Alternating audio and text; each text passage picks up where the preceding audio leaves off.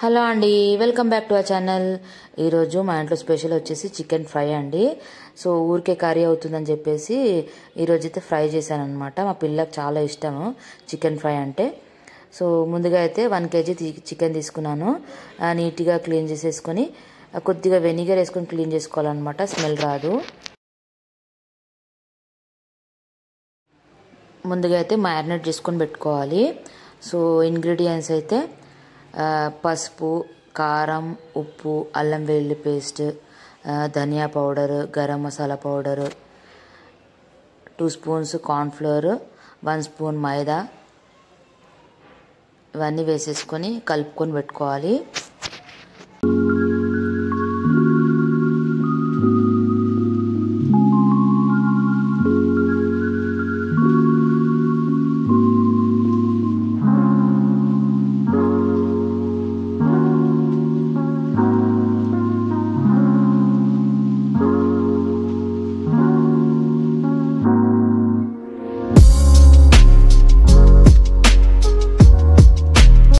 ఇందులోకి అయితే 2 eggs beat చేసుకొని వేసుకోవాలి.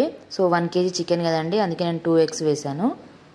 సో ఎగ్స్ వేస్తే ఏంటంటే టేస్ట్ బాగుంటుంది, క్రిస్పీగా కూడా వస్తుందని చెప్పేసి ఎగ్స్ వేస్తాను అనమాట. కొద్దిగా గరం మసాలా వేసుకోవాలి. నా దగ్గర గరం మసాలా లేదని చెప్పేసి ఎవరెస్ట్ మసాలా అయితే వేసాను, చికెన్ మసాలా.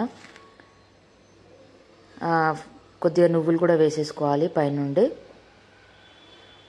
ఫైనల్గా అయితే లెమన్ జ్యూస్ వేసేసుకొని ఒక లెమన్ పిండుకొని అందులో వేసేసుకోవాలి.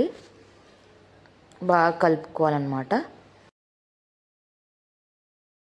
ఒక 1 hour అయితే ఫ్రిడ్జ్లో పెట్టుకోవాలి. సో 1 hour తర్వాత బయటికి తీసేసి డీప్ ఫ్రైకి సరిపడా ఆయిల్ వేసేసుకొని ఫ్రై చేసుకోవాలన్నమాట.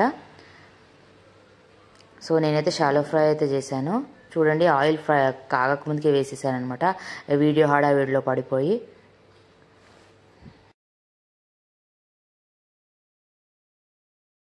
మీరైతే అలా చేయకండి, నూనె బాగా కాగిన తర్వాత వేసేయండి. సో నేనైతే లెగ్ పీసెస్ వేసాను అనమాట.